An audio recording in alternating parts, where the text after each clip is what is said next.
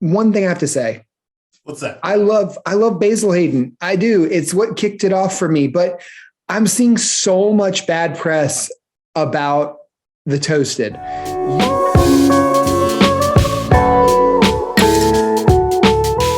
What's up, everybody? Welcome back. This Whiskey Happens. So I'm excited about this because I haven't tried this. But before we get to that, that's Garrett Johnson. I'm Travis Martin. We are Whiskey Happens. But you were lucky enough to have it drop in your area. You send it to me. I'm super excited to get into this. You've tried it already, so I know what your feedback is. What is subjective? Okay. But we'll see. We'll see. But I'm excited to try it. It's something different from Basil Hayden than what they've done. But in the past, they've normally done just their normal bourbon and they've done rye. That's all they've ever done. And so this is very different, doing a toasted barrel. Let's get into it. I don't want to waste too much time, but let's get into it. So on the nose, I'm not getting a whole lot of. It's faint if you're comparing it to any other toasted double oaked situation. It's very faint. It's like if you walked next to a cotton candy machine. It's there. Yeah. It was there. I'm getting a very faint toasted smell. I'm getting some crisp fruit notes right off the top. Yeah, there's some caramel. There's some vanilla-esque things going on.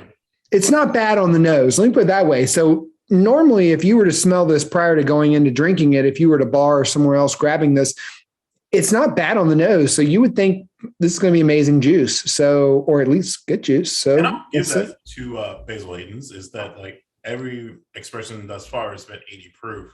So for people graduating from whatever you would consider bottom shelf and going to a more premium offering, which I don't know if we consider this exactly premium.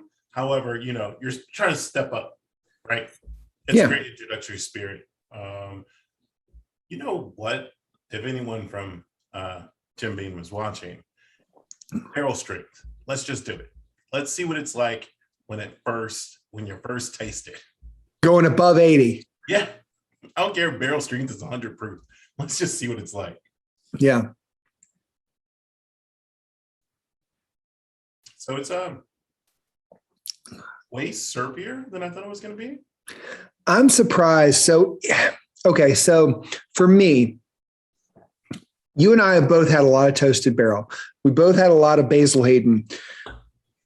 It has a very ethanol feel to it, which surprises me on the taste, which disappoints me on the taste. I was thinking we were going to get some really good charred notes. Not to say it's bad, but I mean, we just did a review on another bottle that's coming out of Tennessee that was actually smoother than this. And so that's a little disappointing. Maybe it'll open up a little bit and be different, but what are you getting on it? I mean, that's just my first take. And you've had it before I have. So, I mean, this is first take for me. Well, no, because it's been a while. I know that this has been many handshakes. So the syrupiness didn't resonate with me the first time, but it's like a syrupy caramel, brown sugar, but still faint. There's nothing on my palate right now that's screaming this was a toasted barrel, double oaked, or any lines. It's kind of just there. If you put this in a cocktail, it would get lost. I don't know. This hurts. This hurts. Basil Hayden, this hurts, Jim Beam, because I'm a huge fan of Basil Hayden. I have been rocking that ever since I could drink bourbon, and I'm a little disappointed. It may just be they're just trying to be on the market, I heard, and you're a witness to, some people are treating it like it's allocated.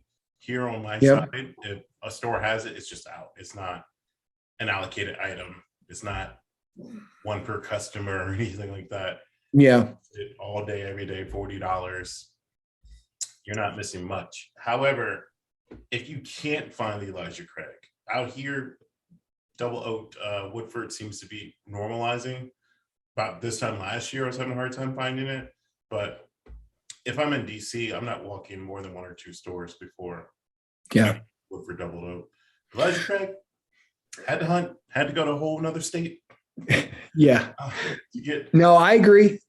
And I'm looking at the notes that they put on here. So they put toasted wood, vanilla, a light mouthfeel, and then finish is sweet caramel. I don't get any of that. Well, and honest, light mouthfeel is real. Yeah, but I don't get a sweetness at the very end. And I definitely don't get the toasted at the front. Not saying that I'm going to stop bashing this because I love Basil Hayden in general, guys. And I'm going to come back to this after a little bit, let it sit a little bit and come back to it. But let us know in the comments. Have you tried this yet? Did you like it? Do you think it's worth the money?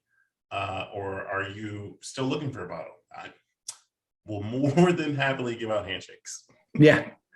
Yep. And so if you like this content and if you want to see more of this or other things, let us know in the comments below. Like Gary was saying, also, we really appreciate it if you guys hit that subscribe button. It helps us be able to bring you more great content and just connect with more of you guys. So Gary, take us home.